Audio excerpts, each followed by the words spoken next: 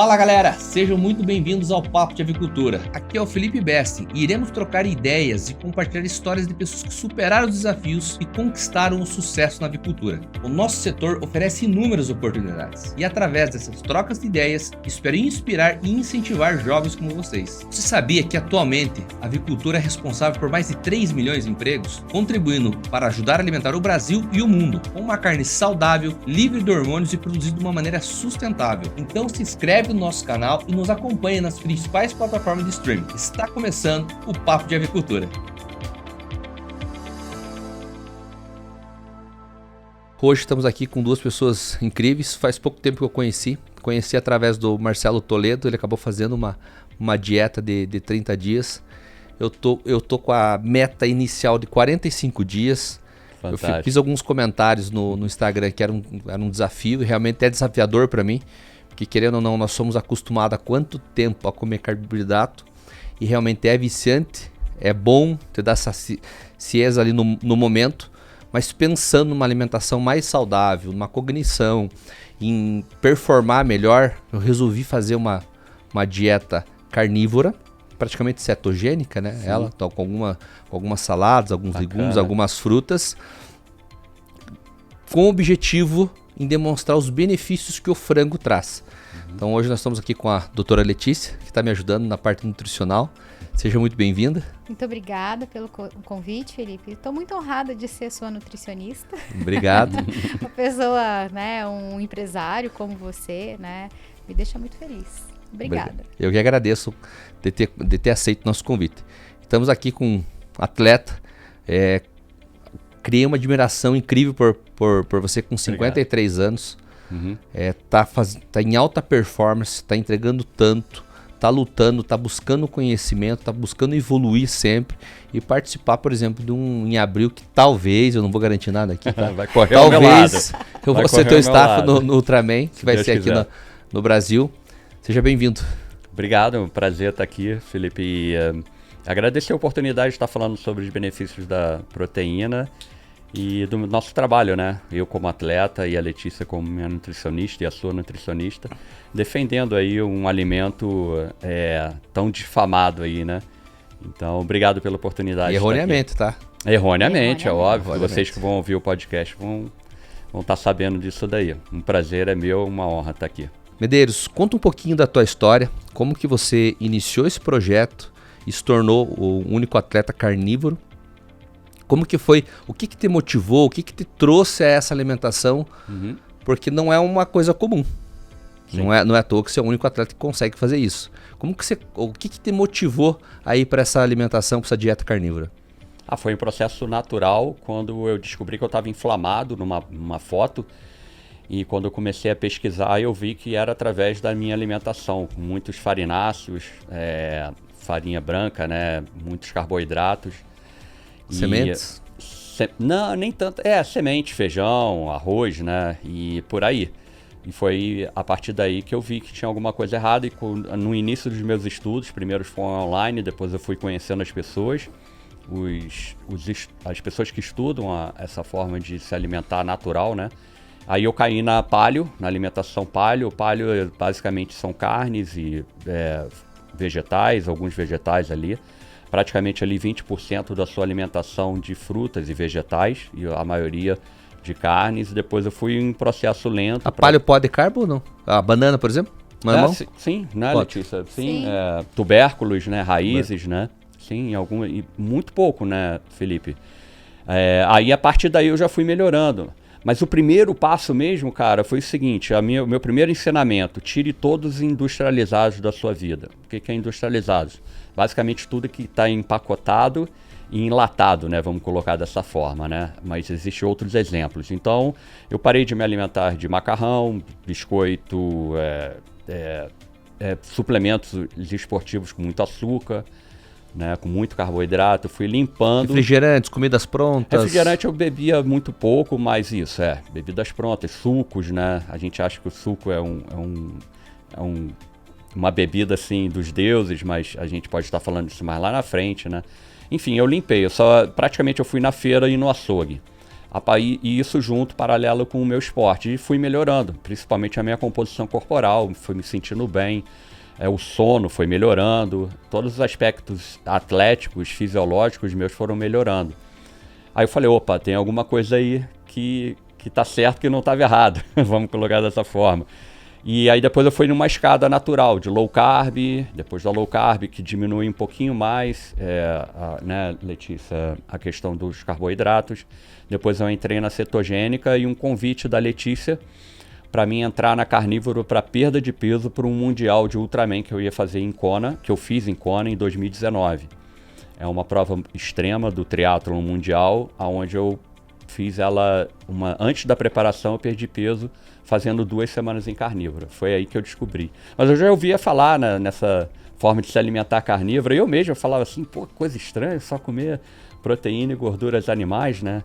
Mas aí a Letícia me apresentou e eu me apaixonei. Aí veio a pandemia, parou todas as provas no mundo. E eu tinha uma competição no Brasil para fazer, aí eu falei com ela, posso voltar para carnívora? E quando eu voltei para carnívora, aí que tudo se abriu, o mundo se abriu para mim, né? Eu me identifiquei muito com essa forma de me alimentar e estou há 4 anos me alimentando basicamente de proteínas e gorduras animais. Como que vocês se conheceram, né? Eu percebi na tua fala que não foi com a doutora que iniciou. O teu projeto de tirar essa inflamação que você tinha no corpo, que você visualizou. Se não foi uma foto que você viu numa competição. Sim. Você, pô, meu corpo não tá legal, tem alguma coisa. E daí que você procurou inovar um pouquinho na tua alimentação para ver o que estava te inflamando ali. Como foi como que a doutora chegou, ou você chegou na doutora, para que essa história comece a cada vez ganhar mais corpo? Vocês estão numa construção de cada vez mais incentivar o consumo da proteína. Hoje nós estamos vivendo um mundo hoje que tem um trabalho muito forte em desincentivar o consumo da proteína. Sim. Eu acho que, de certa forma, em alguns lugares, em alguns países, a narrativa está dando certo, mas cabe a nós demonstrar a realidade realmente, o que a proteína causa no corpo e quais são os benefícios da proteína. E esses malefícios, até erroneamente, muitos deles não são verdades. Conta um pouquinho como é que vocês se conheceram e falar um pouquinho da questão do que a proteína realmente gera no nosso corpo. Pô, fantástica pergunta. Vai. Eu? Você. Eu passo. Vamos lá, Felipe. Então, eu já tenho uma formação em nutrição em 18 anos, né? E há 10 anos atrás, eu me vi num momento de obesidade. E eu tratava os pacientes com dietas convencionais, daquelas que eu aprendi na faculdade. E a partir daí, eu saí da nutrição, eu comecei a trabalhar no setor comercial e lá eu conheci a dieta carnívora pela minha chefe. Carnívora não, low carb, né? E aí eu comecei a fazer e eu emagreci muito em pouquíssimo tempo. Hoje eu já perdi 35 quilos, mas na época foram 20 quilos em 4 meses. Muito rápido. Foi uma coisa assim que eu nunca tinha visto. E aí eu voltei novamente a atender, né? Reapaixonei pela profissão. Só que eu atendia muito obesidade, porque eu tinha uma formação específica para bariátrica. Então, eu recebia muitos pacientes obesos, né? Por eu ter emagrecido, os pacientes retomavam, né, o tratamento. Levava como exemplo, né? Como exemplo, né? E até que chegou a mim um corredor, né, um ultramaratonista da minha cidade, e eu falei, meu Deus, como que eu vou tratar esse atleta sem carboidrato? Porque até então a gente tem as diretrizes nutricionais para o atleta principalmente com uma quantidade muito grande de carboidrato. E aí foi que eu comecei a estudar muito sobre o esporte, né, como trabalhar, e eu comecei um projeto, né, paralelo com um outro atleta, né, para falar sobre a low carb no esporte, né?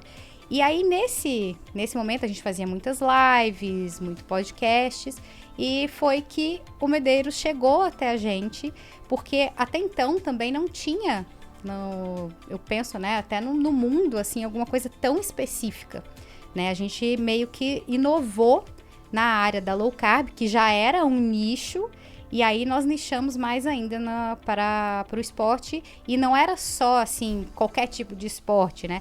Era para ultramaratonas, para, né, no caso dele, Ultraman. Então é endurance. Só explica um pouquinho quantos km é a Ultraman.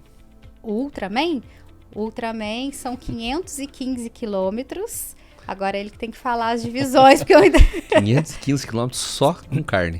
Só Sim. com carne, É uma prova extrema do triatlon, são 10 km de natação, 421 de bike e 2 maratonas para fechar a prova. É uma prova Em 3 dias. Em 3 dias. Em 3 dias, É. As provas mais difíceis do mundo. E aí chegou esse super desafio para mim, né? E eu não conhecia essa modalidade. Eu conhecia ultramaratonas, né? Mas eu não conhecia um Com esse atleta que Ultraman. foi te visitar lá. Sim, né? Porque a gente tinha um trabalho conjunto, né? E aí eu falei, bom, eu vi uma oportunidade. Eu falei, bom, é uma oportunidade de trabalhar um esporte que é além de uma ultramaratona, né? E aí, né, trouxe ele pro meu lado e a gente começou a fazer um trabalho focado na melhora da performance dele. E para mim também foi muito novo, porque apesar da gente ter alguns estudos, né, principalmente mais fora do Brasil, eu não tinha isso na prática. Então eu tava ali com um projeto, né, realmente iniciando, porque o que eu tenho no mundo? Não tenho nada. Não tenho ninguém como exemplo. Então, a partir dali, a gente começou a fazer não só um trabalho nutricional, mas um trabalho científico. Isso foi que ano que vocês se conheceram?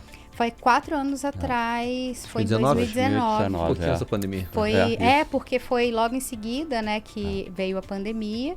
Então, assim, a gente, paralelo não só ao trabalho nutricional, eu tinha também um trabalho científico, porque eu queria saber se aquilo que eu estava fazendo seria interessante para o esporte que ele pratica. Era possível? Se era saudável. Se era saudável, se Tem um era exercício de possível. tanta intensidade. Exatamente, porque o que a gente tem de diretriz nutricional hoje vai totalmente contra o que a gente faz. E aí, nesse momento, eu comecei a ter vários aliados, né?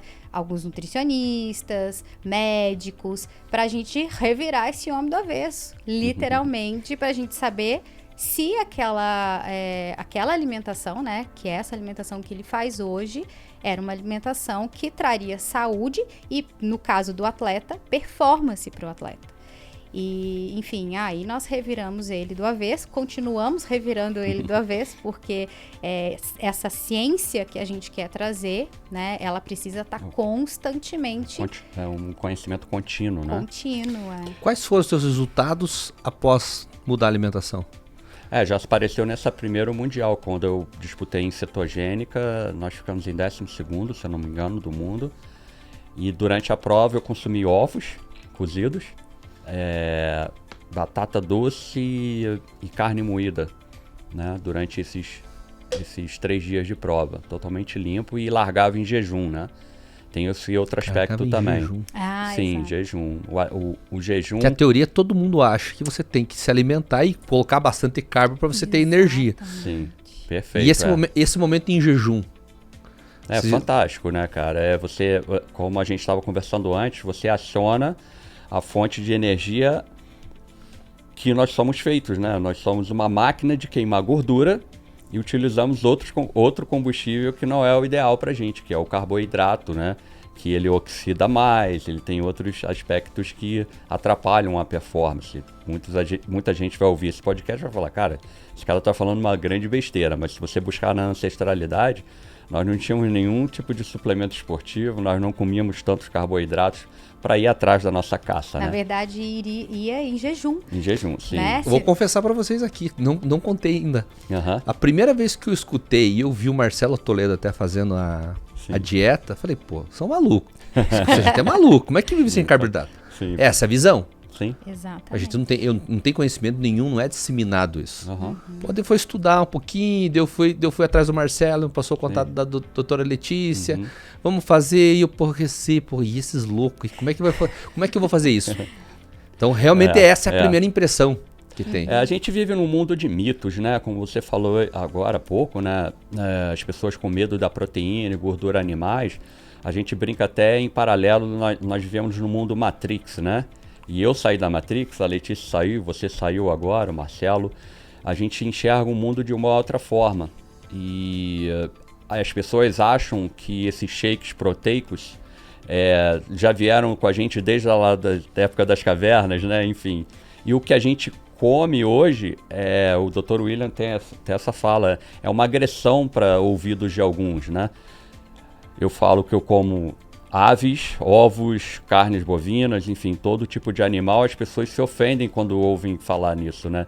Mas eles nunca entenderam e voltaram lá na nossa ancestralidade, como a gente estava falando aqui agora. Caçávamos sem se alimentar, não encontrava alimento, tem estudos mostrando que até 15 dias que a gente ficava ali sem se alimentar. E a energia vem daí. A minha energia no esporte vem das fontes de gordura. É simples. E 15 dias tinha energia para poder caçar novamente, sim, né? Sim. Até teve uma fala de vocês em um podcast que é até a própria alimentação do bebê, né? Exato. Como é que o bebê cresce e fica durante todo o período de amamentação somente com proteína? E vamos pensar, né? Alguns bebês nascem e não são alimentados logo em seguida. Então eles engordam, né? O bebê engorda no final, nos últimos meses da gestação, para ter, né, a energia para que, se ele ficar sem alimentação ali nos primeiros dias, ele suporte para ele sobreviver. E o leite materno, o primeiro leite é o colostro. O colostro, a maior parte dele é de gordura, né? Tanto é que ele é até amarelinho, né? Chega às vezes a ser até alaranjado, justamente para quê? Para suprir, né, a energia que esse bebê vai precisar, né? Só que com o passar do tempo, né, a gente começa a colocar, né, muito carboidrato para esse bebê, e aí a gente muda a nossa forma metabólica, e aí o nosso corpo desaprende a utilizar a gordura como fonte energética, né? Mas nós somos seres cetogênicos, porém a gente acaba mudando a forma metabólica pela alimentação que hoje nós temos de diretriz nutricional. E tem até a parte, se eu não me engano, não tem nenhum alimento que tem carbo e gordura junto, né? Em alto nível, né? Em alto nível. Foi o ser humano que acabou inventando. Foi o ser humano que acabou inventando. O que isso ocasiona no corpo? A questão de você misturar carbo com gordura, comer em alta escala. Não é à toa, você pega os Estados Unidos, você mora nos Estados Unidos, quanta obesidade tem lá. O Brasil... Tá indo para o mesmo caminho? Tá indo para o mesmo caminho. Eu tenho uma visão, assim, talvez na bolha que a gente convive, parece-me que estão cuidando mais pós-pandemia. A pandemia conscientizou muitas pessoas que, eu tenho que cuidar da saúde. Foi nítido que as pessoas que não sofreram ou não vieram a falecer eram pessoas que cuidavam muito bem da saúde. Vitamina C, vitamina D, alimentação, os hábitos de exercício físico e tudo mais. Conta um pouquinho sobre essa questão de gordura e carboidrato juntos. O que ela acaba ocasionando no corpo? Qual o malefício de tudo isso? Então, Felipe, não tem como a gente falar, né, sobre nutrição se a gente não voltar para nossa ancestralidade, né? Então, quando a gente volta para nossa ancestralidade, a gente começa a perceber que a maior porcentagem da nossa alimentação, ela é advinda de proteína e gordura animal. Tem um estudo, se eu não me engano, de 2014, né, que demonstra que 18% da alimentação era advinda de carboidratos, né? No caso de frutas, algumas raízes. Porém, né, se a gente for ver 18%, é uma dieta cetogênica. Então, a gente evoluiu numa dieta cetogênica. Quando a gente vem para essa modernidade que a gente tem hoje, né, desses alimentos que estão ali com gordura, mais carboidrato, que eles são mais palatáveis, eles têm um sabor muito mais gostosos, a gente começa a perceber que a população está ficando mais obesa. A obesidade, ela é a porta de entrada para várias outras doenças. E como isso acontece no nosso organismo? Com o aumento do consumo de carboidrato, e a gente vê isso nas diretrizes nutricionais, que as diretrizes elas preconizam entre 60% a 70% da alimentação advinda de carboidrato, você eleva muito a sua insulina, que é um hormônio que capta, né, o carboidrato, no caso ele é quebrado em glicose, e transforma em energia. Só que o nosso corpo, ele não consegue, né, ficar com essa glicose em muita quantidade no sangue, ele precisa armazenar isso. Então, ou seja, a quantidade excessiva de glicose no nosso corpo, ela se transforma em gordura. Ela é armazenada. Começa-se, né, a princípio, a depositar, né, debaixo aqui dos tecidos, mas também pode acontecer de ter um depósito, né, dessa glicose e frutose, principalmente, no fígado, né? E com isso a gente vai vendo várias pessoas com problemas metabólicos, que é a síndrome metabólica, diabetes, pressão alta, que são as doenças que mais matam no mundo hoje em dia.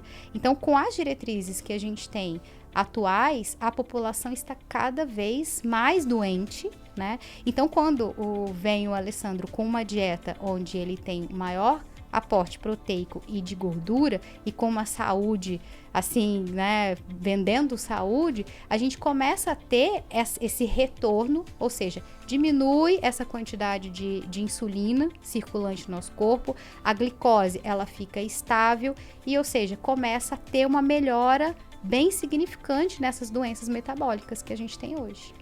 Uma coisa interessante também que a gente está falando de carboidratos, Felipe, é sobre basicamente os processados, né? O carboidrato vindo de uma feira nunca matou ninguém, nem vai matar, entende? Mas o que acontece com a população hoje são refrigerante, biscoito, macarrão, fast food, sim, balas, doces, né? Isso daí que a dupla parada dura, que é o açúcar e os óleos vegetais, que o nosso conceito, a nossa opinião é que o que está gerando essa incidência de doenças modernas, que a gente chama, né? Então é por aí, só para o entendimento geral das pessoas que vão estar ouvindo o podcast, a gente não está falando mal da fruta, a gente não está falando mal da batata, a gente não está falando isso daí, são comidas de verdade, né? Mas é para se afastarem dos ultraprocessados, refrigerante, fast food, isso daí que a gente vê, comidas fáceis. A comida tem que apodrecer, né, cara? A gente sempre fala, tem que estragar a comida. E algumas comidas não se estragam, né? E se a gente for para comer comida de verdade mesmo que tenha frutas, vegetais, a gente não consegue ter um aporte de carboidrato muito grande. Porque se a gente pensar, né, em 100 gramas de batata, a gente tem 20 gramas de carboidrato. Poxa, você não vai comer só 100 gramas de batata ou, né, uma quantidade muito grande se você comer batata, uma carne, né, uma salada. Então, automaticamente, você comendo comida, você já tem uma redução desse carboidrato. E tem uma pesquisa muito interessante que eles dividiram, né, 2 grupos. Um grupo, eles podiam comer o que eles quisessem e o outro grupo era só comida, sem pensar nessa questão de carboidrato. O grupo que comia só comida, ele tinha uma ingesta de menos 500 calorias por dia. Né? Não era restringido a questão da quantidade, mas só pelo fato dele comer comida, né, ele já tinha essa redução em caloria e uma redução em carboidrato. Então, o que é o grande problema hoje das doenças é realmente os industrializados, porque para que um alimento tenha um sabor gostoso, precisa ter açúcar, precisa ter o óleo vegetal e precisa ter sal. Então, ou seja, isso dali é uma explosão de sabores e é igual tem, né, no pacotinho lá, impossível comer um só. E aí você acaba comendo uma quantidade muito exagerada e isso... Além do sabor, a facilidade, né? Facilidade. Que hoje as gôndolas estão lotadas de produtos com facilidades. E as pessoas não... A oferta desse tipo de alimento é muito grande. É muito grande. Você fez um comentário ali que vamos pegar aquela parte do industrializado. Sim. E até podemos remeter à parte do pessoal que vira vegetariano. Sim. Eles têm uma ideia, a gente não é nós contra eles. Eu tenho uma visão que ao longo dos anos vai necessitar realmente ter uma porcentagem da população vegetariana, porque a tendência é faltar alimento no mundo. Isso estamos falando em 30, 50 anos. Deve até 2050, deve se aproximar de 10 bilhões de pessoas no mundo. E o mundo não tem capacidade para alimentar e a carne não vai ter capacidade total para isso. E tem uma percepção que os vegetarianos, além da questão que eles falam de maus tratos e tudo mais, que o bem-estar animal, e realmente existiu muito no passado, e tem bem feito, principalmente o agro brasileiro, fazendo um trabalho fantástico no bem-estar animal. Fantástico, absurdo. E o vegetarianismo, ele entende, pô, eu sair da carne melhora a minha saúde. Mas naturalmente, quando a pessoa vem, ela tá mudando um pouco a forma de pensar. E ela sai da carne, mas também sai do industrializado normalmente. E é o industrializado que faz melhorar a saúde. Tô pegando a fala tua de um podcast, se não me engano, que você gravou. Onde ele tem a percepção que acha que a carne, pô, melhorou minha saúde tá muito melhor depois que eu parei de comer carne. Na verdade, depois você parou de comer industrializado. Exato. Sim. Certo? Sim. Queria que falasse um pouquinho mais sobre essa questão. Carne, vegetarianismo industrializado. Sim. Então, os vegetarianos, eles têm uma vantagem, né? Vamos pensar assim, porque quando eles pensam em mudar a dieta, eles também pensam em mudar o estilo de vida. Então, a pessoa começa a praticar atividade física, fazer as meditações, né?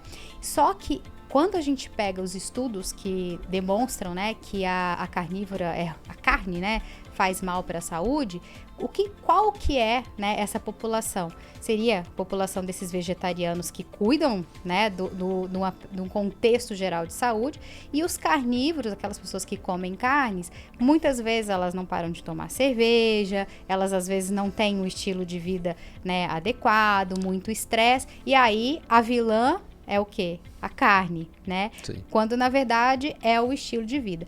Quando a gente agora começa a falar sobre uma dieta carnívora com essas pessoas que já têm uma visão diferenciada de estilo de vida, a gente começa a perceber, né, uma melhora muito significativa, que aí a gente pode realmente comparar, né, um vegetariano com um carnívoro, o quanto a melhora de saúde, não só em aspectos físicos, mas em aspectos mentais, né, de cognição, tem para essa pessoa. Sim, óbvio que a gente ainda não tem estudos mais robustos com os carnívoros, porque isso é uma coisa que a gente está retomando agora, mas seria mais nesse aspecto, né? E em sim pensar, né, nas questões que você falou dos animais, né? Eu não vou comer carne porque tem uma questão dos animais, da matança animal. Eu falo, né, o veganismo e o vegetarianismo, eles só não sabem o tanto de animais que morrem para que eles também possam se alimentar. Existe um estudo na Austrália que fala sobre os cangurus, que a matança dos cangurus, ela é muito grande e está sendo um problema na Austrália, justamente porque esses cangurus vão para as plantações de ervilhas e aí destrói as plantações, e os fazendeiros, eles acabam matando esses cangurus, ou matando mesmo, né, com tiros, ou com cercas elétricas. Então, ou seja, falar, né, sobre essa questão do animal, eu falo, para que você viva hoje, algum animal vai ter que morrer, algum ou alguns animais, né? Então, a minha visão é Desmatamento. Exato. Não tem jeito. Se existe vida, existe morte. A velocidade que está crescendo a população mundial, cada vez mais vai precisar de território para produzir alimentos. Exatamente. E de uma forma ou de outra vai ter. E uma outra questão também que é interessante, né, que você falou assim, vai faltar alimento. A gente tem que pensar nessa questão do desperdício, porque hoje em dia a gente vê, né, muita carne sendo jogada fora. Alimentos em geral, né? Alimentos em geral. Hoje nós produzimos, o Brasil produz 130% do que realmente as pessoas precisam consumir. E, se eu não me engano, 20% das pessoas têm dificuldade do que vai comer amanhã. Sim. Então nós produzimos muito mais do que necessitamos e ainda tem pessoas passando fome no Brasil. E tudo isso é questão de desperdício. É desperdício. Então, ou seja, a gente precisa de uma maior conscientização com relação ao consumo, né? Então, aí vem, será que eu preciso comer toda hora?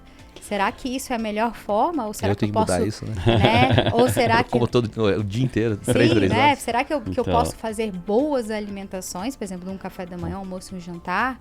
Né? Porque daí eu vou ter um bom aporte nutricional, proteico, de gordura e até mesmo, né? Não vamos falar mal do carboidrato, né? Será que eu posso ter esse aporte com boas alimentações? Eu preciso ficar comendo o tempo inteiro, né? Essa questão, né, de comer de 3 em 3 horas, às vezes os pacotinhos, poxa, quanto eu tô fazendo, pegando esse pacotinho e fazendo, né, as embalagens. A salvação do mundo é se tornar carnívoro. Sabe por quê? é um relato não só meu, mas de outros que seguiram a nossa linha de pensamento e de alimentação, que você não vai comer a cada 3 horas. Você faz uma alimentação ao dia. Fica saciado, né? Isso é fato. Quem come tanto carbo com carne, quando coloca uma carne no prato, fica bem mais saciado. Quando Bem come mais carboidrato, saciado, a tendência é 3 horas já tá com fome novamente. Fome, Isso aí. Você não sente fome, cara. Até eu mesmo, que tenho um gasto calórico impressionante de 6.000 calorias dia, média. Caloria pra caramba. Calma, se eu quiser, eu como uma vez ao dia. Eu não posso, por orientação nutricional. Eu não posso. Porque senão eu fico muito em déficit calórico. Mas eu consigo. Se eu não tivesse nenhuma competição e treinasse tanto, se eu quisesse ter tanta performance, eu poderia me alimentar uma vez ao dia tendo um gasto calórico de 6.000 calorias. Entende? Então, se você... Todo mundo fala, não, você se alimentar de ovos, frango, carne é muito caro.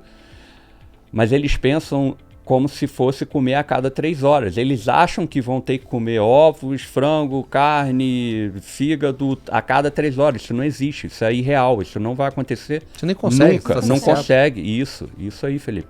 Então, por isso que eu tô falando, você falou aí, vai ter uma escassez de alimento no mundo, porque eles vão comer grãos, vão comer folhas, aí vai ficar com fome a cada 3 horas mesmo. Os veganos e os vegetarianos, eles não sabem compreender isso da nossa essência ancestral. A gente não foi feito para ficar se alimentando toda hora, mesmo até com vegetais e frutas, enfim. Tem agora os caras que só comem frutas cruas, né? Isso é insano, né? Se você for parar para pensar. E tem deficiências. Teve o caso nos Estados Unidos, né, que você comentou? Sim. Da mãe e do pai que fizeram uma dieta na criança somente de frutas, né? Sim, eles eram veganos e a mãe não amamentava a criança, né? E a criança veio a falecer no estado da Flórida. Isso, foram presos, estão sendo processados, vão ficar o resto da vida na cadeia. Foi condenado perpétua, né? É, isso. Enfim, tem vários casos, até o último agora, uma que era uma influencer vegana, que tinha não sei quantos, sei lá, seguidores aí. Ela faleceu por inanição, né? Falta de nutrientes, né? Eles não compreendem que nós somos animais que comemos outros animais. É simples. O vegano, vegetariano, eu não sou contra como você, eu não sou contra eles, não. Eu sou contra as mentiras que eles falam sobre que a carne faz mal, que a carne causa câncer. Isso não tem nenhum estudo no mundo inteiro falando, abordando isso, assinando embaixo. Não, agora a causa de câncer, de diabetes, pô, cara, se você... Ô Felipe, então era pra gente nem estar aqui conversando. Nós era pra estar eliminados lá atrás. Sim, sim. Entende? Então, eles não têm esse mínimo raciocínio, né? De evitar... tem essa palhaçada de segunda sem carne. Nos Estados Unidos é segunda e sexta agora, no estado de Nova York. Tirar um alimento primordial da alimentação de uma criança por questões ideológicas, isso não existe. Se entrou num ponto bem interessante. A questão de tirar carne lá no Nova York. No Brasil teve algumas propagandas, até o próprio Bradesco fez uma vez um merchan em cima disso, apanhou até não querer mais por causa disso. Se arrepende até hoje, né? Do agronegócio. Mas eu acredito que a narrativa deles, nós estamos falando muito de narrativas hoje no Brasil, que a narrativa cola. Sendo mentirosa, ela cola. Ou sendo verdade, também cola. Nós da proteína, nós não falamos muito com o público. Perfeito. Essa é a minha visão, eu não acho, eu tenho certeza disso. Nós falamos perfeitamente dentro da nossa bolha do agronegócio, são fantásticos a nossa comunicação interna, mas pega a comunicação externa, ela não tem. Até próprio você fez um comentário uma vez comigo, na primeira vez que nós nos conhecemos. Sim. Pô, você vai num evento de atletismo, Ultraman, alguma coisa, tem um patrocinador vegano, vegetariano. Sim. Mas você nunca vê um patrocinador de proteína. Você vai num supermercado, tem não vamos falar em marca, tem aqueles wheyzinho que estão chamando, já estão denominando wheyzinho, de 200 gramas ali, 200 ml, onde fala que tem proteína, mas tá cheio de carbo, tá cheio de conservante, dura um absurdo aquilo ali. E tem uma propaganda de um cara musculoso. Certo. Você vai no açougue, não tem. É commodity. Perfeito. Não tem marca, não tem nada, tá só cortado. Alguma ou outra faz um selo, alguma ou outra faz uma embalagem diferenciada. Mas é commodity. Essa questão de falar um pouco mais não, um pouco mais, falar um absurdamente mais com o público, para realmente demonstrar esse trabalho que vocês vêm fazendo muito bem feito.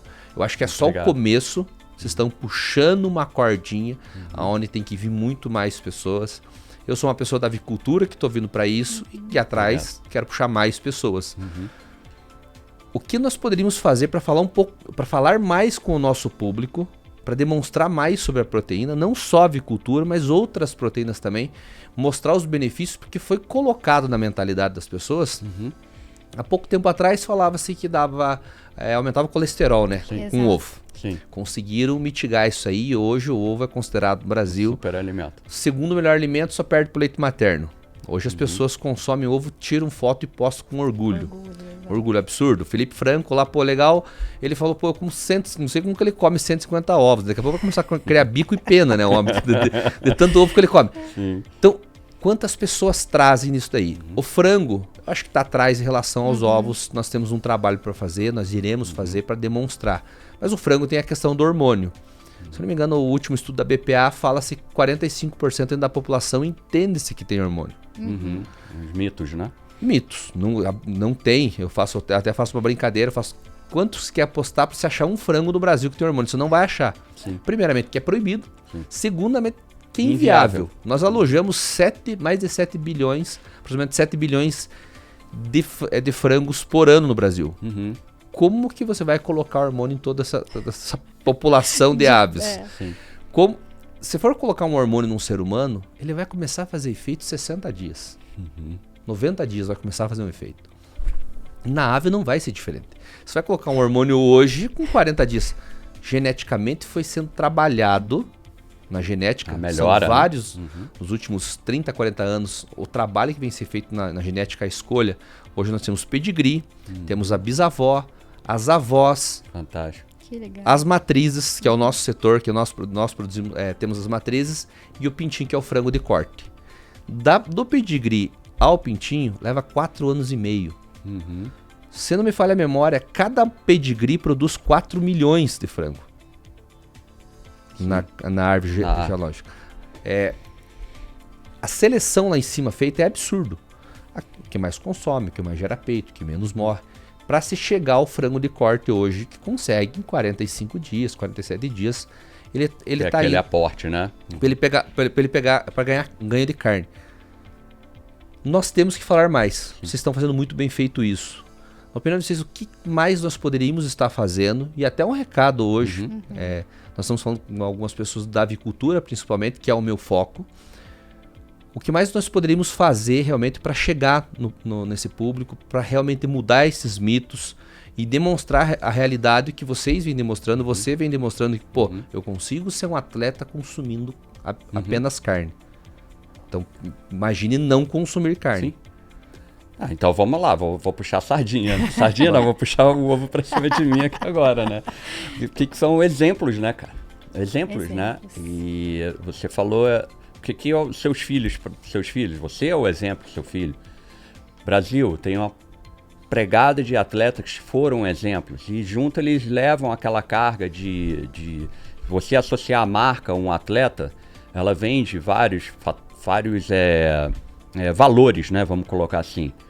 E como você falou logo no início, de 8 bilhões de pessoas no planeta, eu sou o único atleta no mundo que consumo proteína e gorduras animais. Somente. Se eu faço esse tipo de provas em jejum, me alimento, tenho uma saúde boa, como você falou aí agora, e tenho uma saúde dessa, imagina uma pessoa comum que tem uma vida normal, que tem, sabe? São esses valores que a gente tem que... Então o atleta vende isso tudo. Então a gente está precisando de exemplos, como você falou, foi num açougue e tinha lá um cara vendendo um produto industrializado, mas estava forte, mas não tem um atleta natural que tá lá com a exposição da marca dele, né? Então acho que é por aí, são exemplos. A Ayrton Senna é um exemplo nosso de um super atleta e outros, né?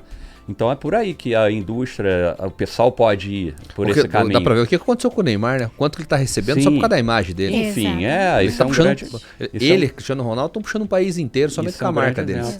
E naturalmente você já comunica todos os benefícios nutricionais. né? Porque todo mundo vai querer conversar comigo, como você está fazendo agora, mas como é que você se alimenta? Como é que é isso? Todo o fator científico que a Letícia falou, os médicos que estão junto comigo tentando entender, compreender tudo isso daí, são informações que lá no futuro a gente está só carimbando, falando, não, um homem foi feito, o ser humano foi feito para ter a proteína e a gordura como fonte principal de alimentação. O carboidrato, ele não precisa ser... Você não precisa de carboidrato para viver, cara. Nenhum, zero carboidrato. Senão você estaria falando com um defunto aqui agora. Né? Enfim, as pessoas não compreendem isso. Então, acho que é por aí. Eu acho que dá para ir por esse lado, sabe? Vender a imagem de um atleta e junto com os valores nutricionais, quebrando os mitos, né? Exatamente. Que a gente vai quebrando isso daí. Poxa, se a carne causa câncer e tem um atleta que corre 15 quilômetros, né? Se o jejum mata, como é que o cara faz 3 dias de prova sem se alimentar? Então, quer dizer, é uma coisa assim, bacana, né? E assim, eu acho que a gente tem que ir mesmo, né? No caso da cadeia, né? Como você falou, né? Vocês estão falando para vocês mesmos. E o público, e quem compra o seu produto, né? Então eu acho que vocês têm que começar a pensar assim, o que a gente vende? Não é frango, vocês vendem saúde. Então nós estamos aqui falando o quê? Da proteína de alto valor biológico, que é a carne de frango, que é o ovo, que tem todos os nutrientes adequados, ali nasce um pintinho. Então, ou seja, a população, ela tá carente de informação adequada com relação ao que aquele alimento traz de benefício nutricional. Então, você vai lá, compra um wheyzinho, né, desse que você falou, e o marketing que tem ali, que aquilo ali é a melhor coisa para a tua saúde. E o que eu tenho de marketing falando na carne de frango? O que eu tenho de marketing? É commodity. Entende-se como commodity hoje. Então, o pessoal vende 200 ml por R$ 8 reais, 9, 12 reais. E tá Pois vendendo 1 quilo, vamos lá, 200 ml para 1 quilo de frango, o mesmo valor. E a gente, mesmo valor. E a gente fez, um quinto, uma correlação. Se for fazer uma correlação entre quilo e ml. Então, nós publicamos essa conta aí online. E foi muito bacana. Então, assim, a gente viu que 50 gramas de frango, peito de frango, vai te trazer a mesma quantidade de proteína, mas não é só a proteína.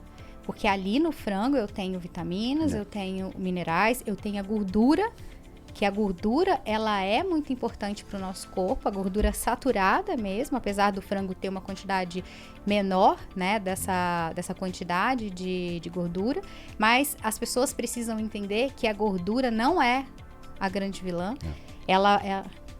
Fiz só um cálculo, desculpa te cortar, Foi. que o juro é uma curiosidade. Falou que é 50 gramas de frango vai ter nutrir em proteína a mesma coisa que vai ter ali um wheyzinho. Vamos usar o wheyzinho, que é a palavra que estão usando. De outras Para coisas. não usar a marca aqui. Sim. Você vai pagar de 8 a 12 reais. Depende da marca, depende da promoção que está sendo feita. Sim.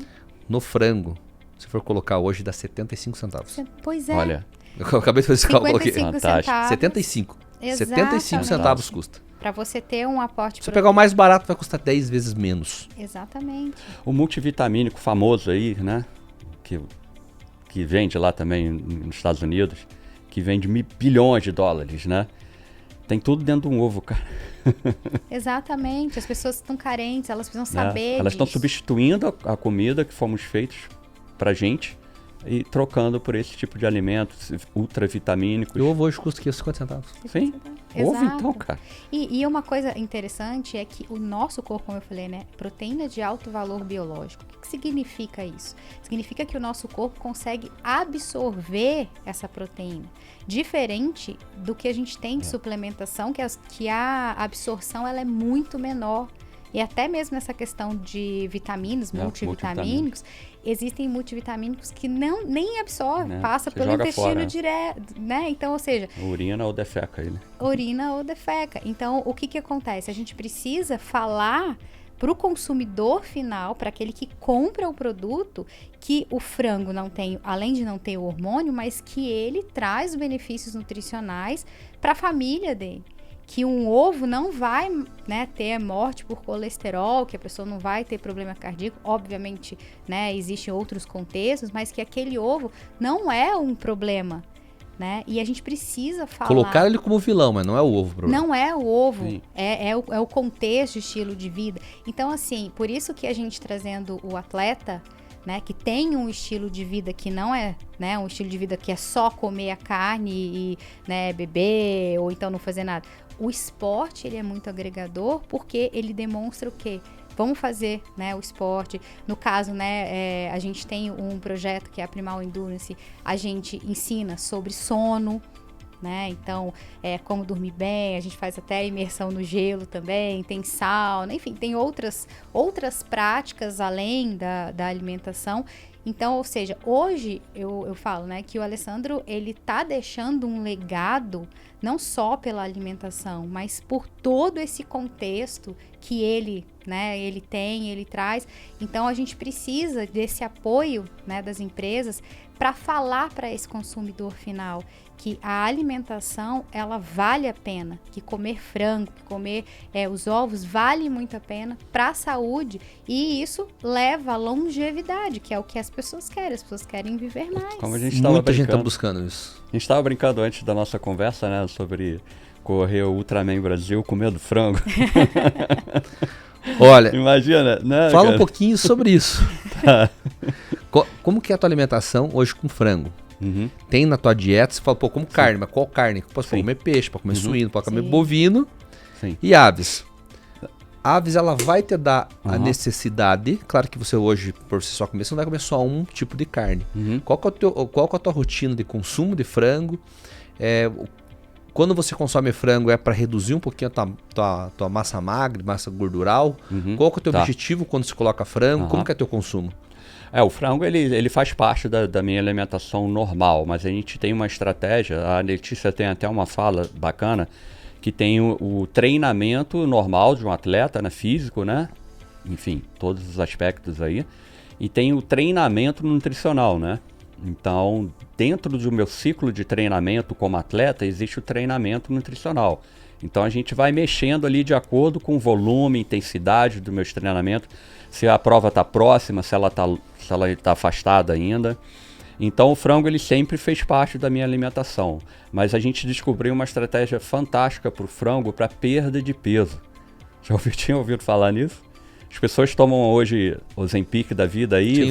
Nossa, tá famoso pra caramba agora. Então, você vai tomar aí medicações, você vai passar fome, achar que comer mato vai emagrecer, é óbvio, né? Que não tem nutriente nenhum. Mas, enfim, você vai ficar com déficit nutricional. Então, a gente descobriu uma estratégia de, durante 2 semanas, comer só frango, que eu já fiz, como eu te falei, há pouco tempo, para perda de peso. Para mim ficar mais leve para chegar na prova. E de acordo com o último exame que eu fiz, o DEXA, é um escaneamento do seu corpo para ver sua massa muscular, massa de gordura, nos Estados Unidos que eu fiz agora, eu descobri que eu ganhei 4 quilos de massa muscular. 4 quilos de massa muscular para um cara de 53 anos que faz uma atividade catabólica, né, exercícios aeróbicos, que não era para ter um crescimento muscular tão grande, eu ganhei 4 quilos. É coincidência para você isso? Para mim não é. Isso fazendo 2 semanas. 2 semanas eu fiz só comendo frango.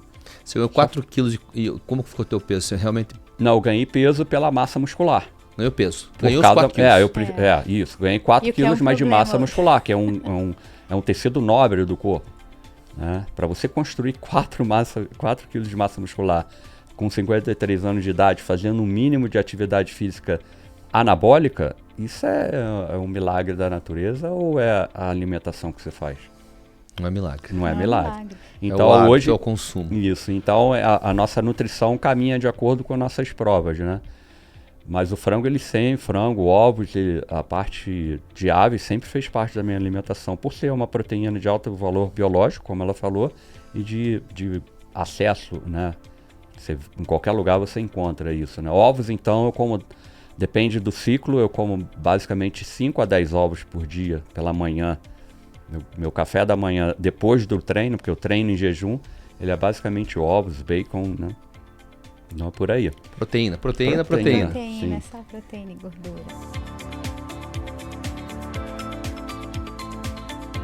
Pessoal, esse podcast é um oferecimento da Radar Investimentos, uma corretora focada no agronegócio. Estão situados na região de Maringá. Hoje nós somos muito bem atendidos, tanto pelo Marcelo Trovo quanto pelo Mauro Lian. Eles são especialistas em hedge de grãos, tanto milho e soja. Também fazem hedge de dólar. Eles me assessoram também na conta de investimento minha da pessoa física. Qualquer dúvida, querem conhecer um pouquinho do trabalho deles, entra em contato. O telefone está na tela, os caras são feras.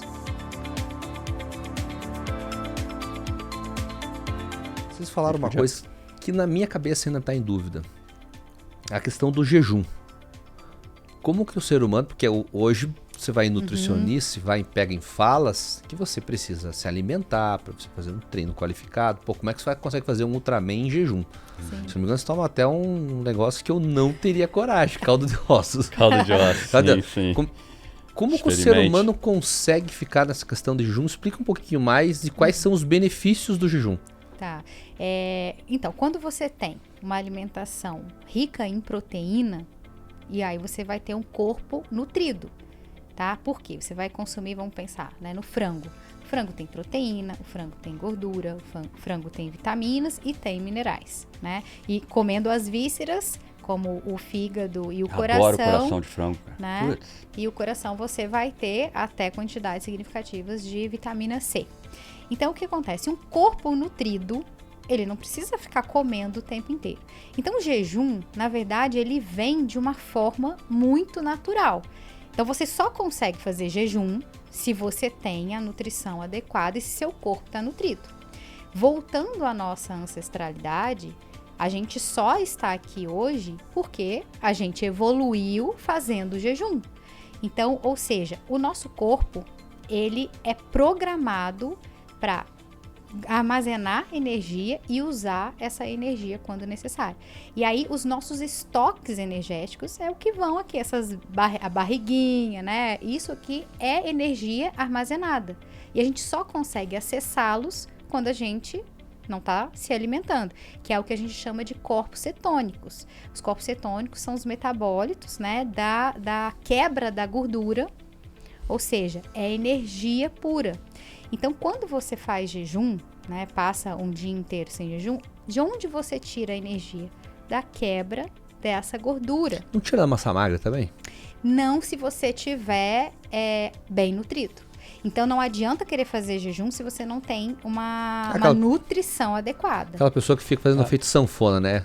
Sim. Ganha 5, 7, 10 quilos, aí faz um monte de jejum durante um mês, 2 meses, perde 5, 6 quilos. Mas pode ser de massa muscular. E ganha muscular. com muita facilidade. Exato. Então, mas aí, assim, como eu falei, o jejum, ele só vai ser benéfico, né, no caso de você ter uma boa nutrição. E uma boa nutrição não é você comer só o carboidrato, por exemplo, ou só folhas. Você precisa de ter o consumo proteico. Aí vai de pessoa para pessoa. Então, o Alessandro, por que eu não deixo ele muito tempo de jejum? Porque como ele tem um gasto energético de 6.000 calorias por dia, e como a proteína e a gordura dá muita saciedade, eu preciso dar uma fracionada um pouco nessa alimentação para ele conseguir se alimentar com essa quantidade. E ele já tá com baixa gordura, né? E ele já tá com baixa gordura. 6%, né? Agora, a última que eu fiz era...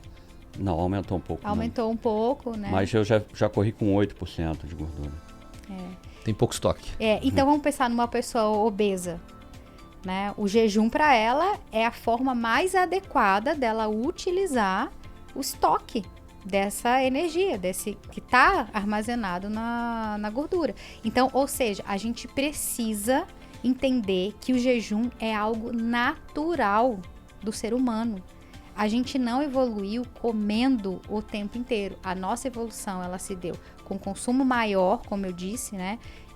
De proteínas e gorduras e fazendo o jejum. Então, essa é uma estratégia naturalmente que o nosso corpo faz. Os contrários ao jejum, né? Eles sempre falam, né, Letícia, dessa questão da perda da massa muscular. Mas aí eles vão lá e refletem até nas imagens dos judeus lá na época da guerra, né? Que eram prisioneiros, né? E que não comiam, se alimentavam direito, né? Aquilo ali é uma imagem errônea. Os contrários ao jejum sempre colocam isso. O que acontece é que eles estavam mal nutridos, eles comiam basicamente sopa de batata, né? Exato. E muito pouco. E aí sim, ele não vai ter o aporte proteico e vai ter a perda da massa muscular. Daí era uma coisa totalmente diferente do que a gente faz, né? Se você tiver um aporte proteico, como a Letícia falou, e jogar alguns jejuns aí, ela vem de forma natural, porque você não sente fome, cara. Mesmo correndo, como eu falei, fazendo provas de 160 quilômetros, você não sente fome. Tem um estoque energético. Tem um estoque energético. E como que funciona a troca? Porque nós temos hoje na minha cabeça, até dias atrás, entendi que a energia vinha do carboidrato. Sim. E você fez mais simples. Como é?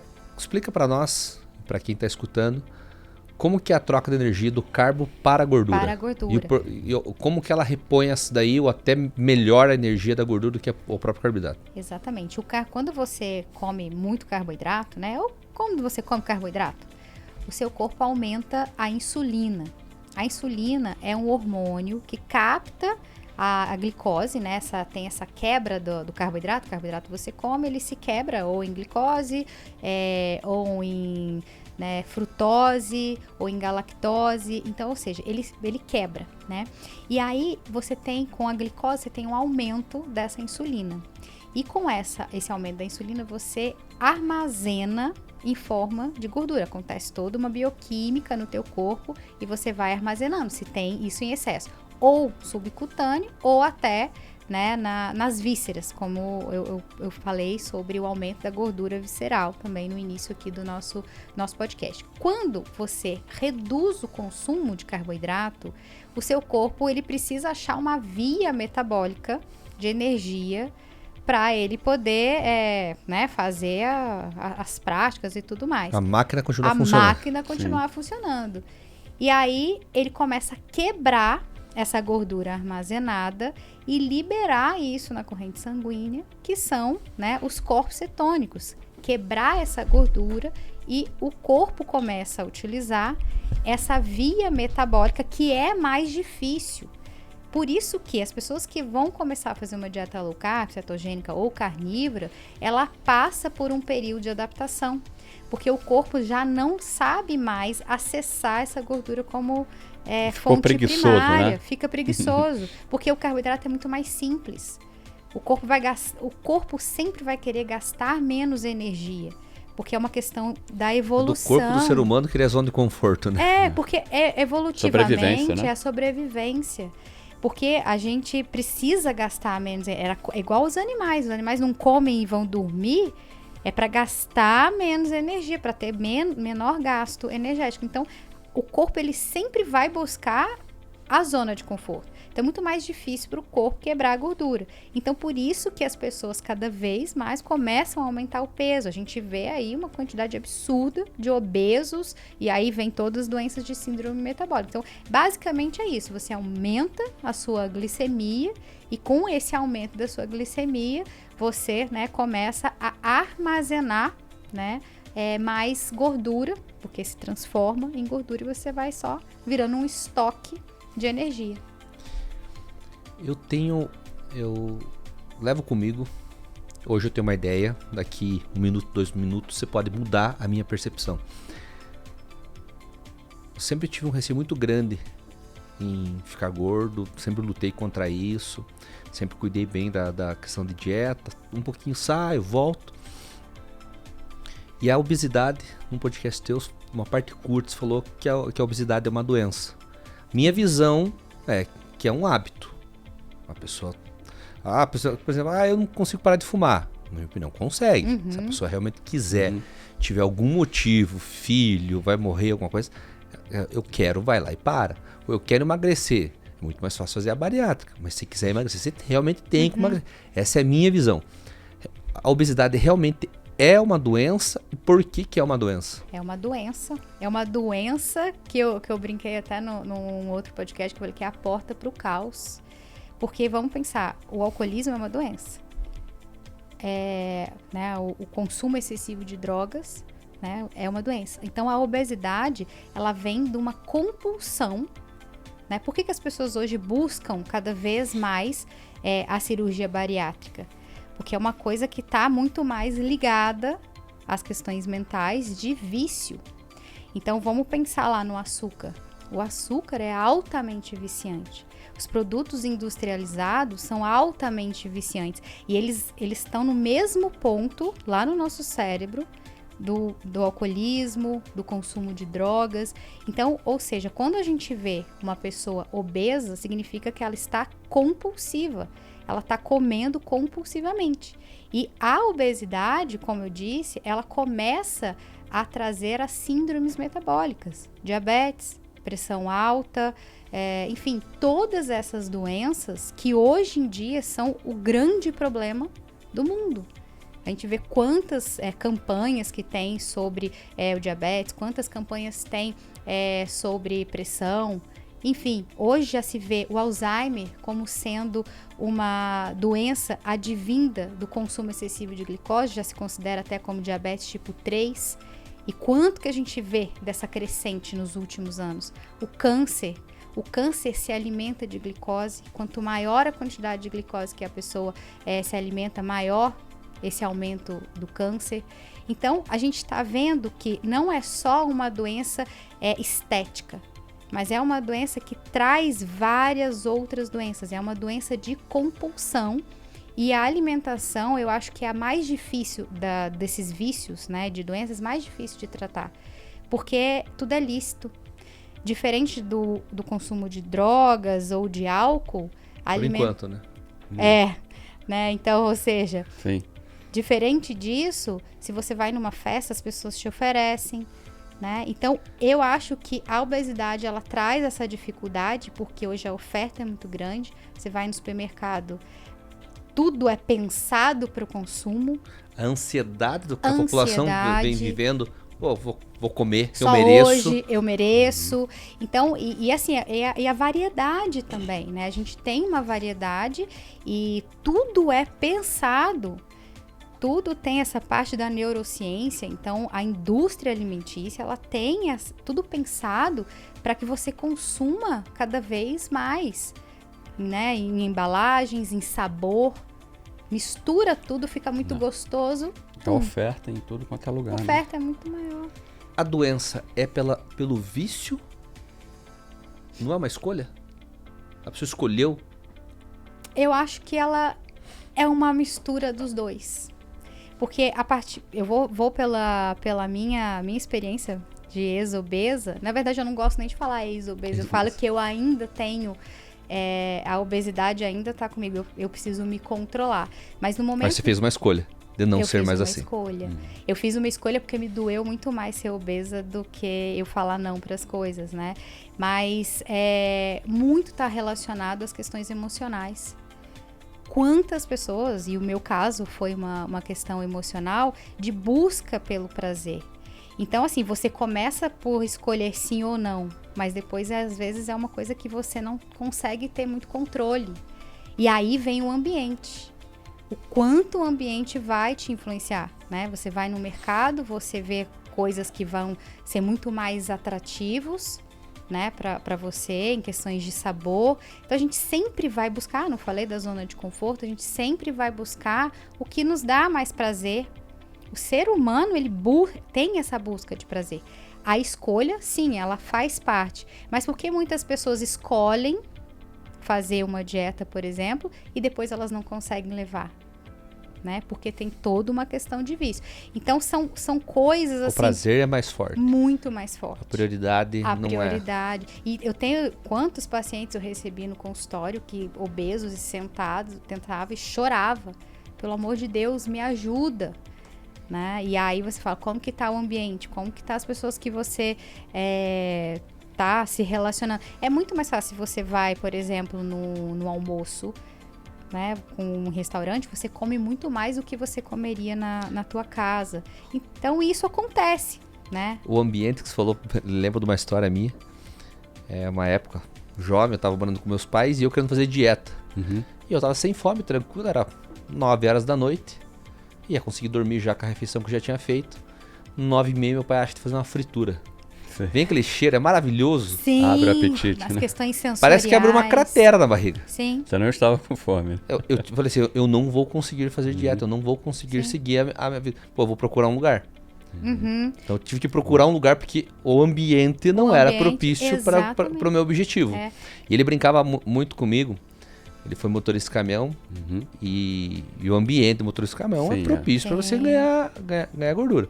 Pô, churrascaria toda hora, você está sentado, por mais que você gaste energia baixa, que você gasta o dia todo sentado, pô, você vai lá, pega uma coquinha, pega um doce, um churrasco, você acaba engordando.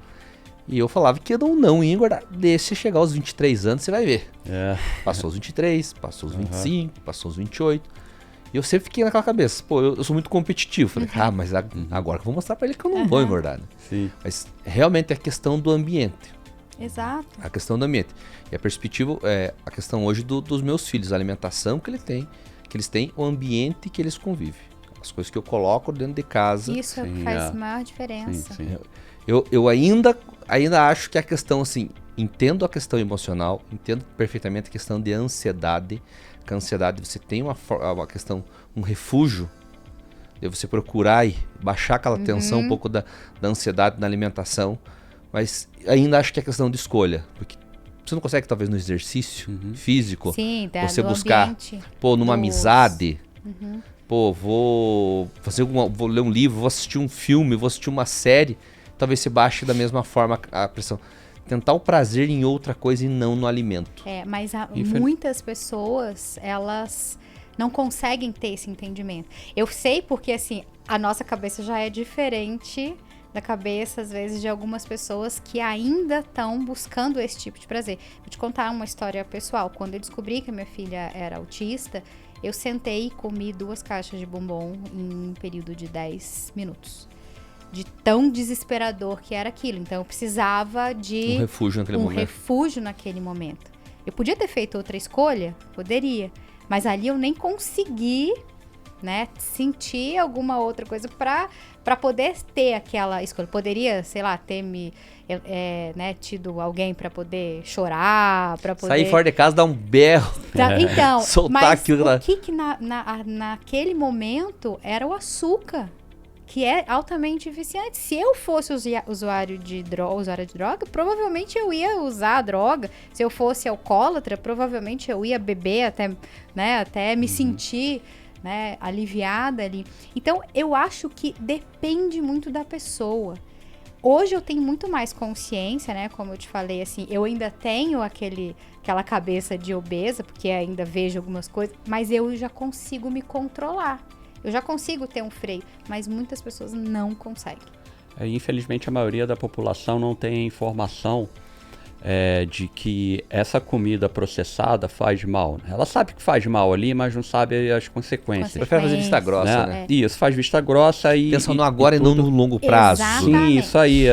Você não vai comer um biscoito recheado hoje ou tomar um refrigerante, vai cair duro logo ali, né? É um processo lento ali de destruição do seu corpo, né? E eu tenho até vou falar uma coisa que alguns até têm essa consciência, mas eles não querem fazer, né? E esses são as pessoas mais determinadas do mundo, cara, que eu imagino. Sabe por quê? Eles estão obesos, acima do peso, e todo dia eles acordam miseravelmente e continuam a se drogarem, a se envenenarem com esse tipo de comida, mas têm a consciência que aquilo ali tá fazendo mal pra ele, mas eles continuam todo dia. Imagina, cara, tu levantar todo dia inflamado, cheio de dores e fazer a batalha do dia a dia ali. Esses são os mais disciplinados. Esses são os mais, não, eu queria essa mentalidade pra mim, cara. Porra, tu acorda todo dia fudido e mesmo assim, sabendo o seu problema e vai ali, continua nele. Cara, porra, tu é fogo. E existe dois gêmeos obesos na minha academia na Flórida, que os caras estão lá às 5 horas da manhã quando eu tô nadando, todos os dias, cara. Há 5 anos eu treino no mesmo lugar, que eu entro na piscina às 5 da manhã e os caras estão entrando junto comigo. Eu falo, esses aí são do cacete, hein? Caraca. Que os caras não crescem até mais, estão mais obesos, mas estão lá na academia todo dia, cara. Pra ter a consciência mais tranquila pra poder comer o fast food. Mas a maioria eu das acho pessoas que esse daí pensa assim. Não, eu acho que no caso deles, eles não têm essa consciência. Eles sempre vão com uma garrafinha de shake, desses produtos aí esportivos, achando que vai dar energia pra eles ali no momento, enfim. E os caras estão carregados de energia. Esses caras são determinados. Uma pessoa doente um fumante que sabe que está destruindo a vida dele ali, o cigarro, e continua fumando, aquele cara ali, cara, putz, tem que respeitar. É muito determinado. Eu ia até usar o exemplo do próprio fumante. Uhum. Você vê o agora e não vê o futuro. Você sabe que você vai destruir a vida lá no futuro. Sim. Mas agora Mas eu agora posso. vai. eu tô estressado. Depois, deixa pra depois. Sim. Então você acaba prejudicando. E o juro composto, na minha opinião, é a 8ª maravilha do mundo. Exato. Mas só que tem juros compostos pro lado ruim. Exatamente. Que quanto mais você vai se alimentando mal, pior vai ser pra tua saúde a médio e a longo prazo. E também, consequentemente, a médio e longo prazo, se você se alimentar melhor, vai ser bom também. Você vai conseguir viver bem, viver melhor. Bom, nós falamos aí durante 1 hora e pouco. Fantástico, passar rápido.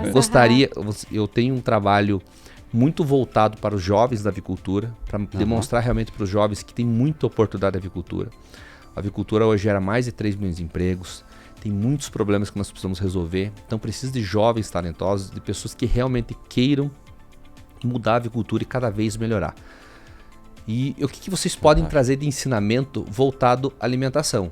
Eu faz 4 anos aproximadamente que eu realmente coloquei como prioridade cuidar da alimentação, entendendo que o meu corpo é uma máquina. Quanto melhor eu tiver alimentado, mais eu vou performar. Sim. Tem um amigo meu que ele usa a frase dele: não existe CNPJ forte com CPF fraco. Sim. Então você tem que treinar o teu corpo, você tem que alimentar a tua máquina. Vamos usar o exemplo nosso da avicultura. Para você entregar a melhor performance possível, seja para a matriz, seja para o frango, você dá o melhor ambiente, a melhor água, a melhor alimentação, os melhores nutrientes. Para nós tem que ser diferente. Para nós termos a melhor máquina nossa, para nós performar, nós vamos dar as piores coisas? Vamos dar industrializado? Não. Então eu venho cuidando. Se eu tivesse a oportunidade de falar comigo há 10, 15 anos atrás, quantas coisas eu não teria feito e quanto eu teria cuidado antes da minha máquina, que é cérebro e o meu corpo. Que dicas vocês poderiam dar para os jovens? Pô, vocês estão iniciando hoje, juventude, na juventude, você fuma, você bebe, você vira à noite, no outro dia você está trabalhando, porque o teu corpo aguenta. Só que a conta chega. A conta vai chegar. Sim. A gente tem um trabalho da Primal, né? A Primal a gente transforma as pessoas. A Primal Endurance a gente transforma todos esses aspectos aí, como você falou. Se você não melhorar a saúde do CPNJ, CNPJ, você não... Enfim, essa trocadilho que você falou aí, alguns dos mentorados nossos que a gente dá assessoria são médicos, né? E até mesmo, infelizmente, hoje médicos não têm essa consciência de uma alimentação e de hábitos saudáveis, né? Se você tem um empresário, seus colaboradores da tua companhia não tiver uma alimentação correta e hábitos saudáveis, ele não performa na sua empresa, né? Então, a gente tem esse trabalho na Primal, a gente pega a pessoa e dá o beabá ali mesmo, cara. A gente pega na mão da pessoa, desde o sono, como a gente falou, que é a estrutura básica de toda a saúde do ser humano. A gente melhora do sono e vai até alta performance no esporte, ou na empresa, ou no trabalho dela, no caso dos médicos e outras pessoas que já passaram pela gente, né? Então, a maior dica que a gente dá para os jovens é isso, tentar ter uma vida voltada. A Primal, ela caminha junto com a ancestralidade, mas a tecnologia junto.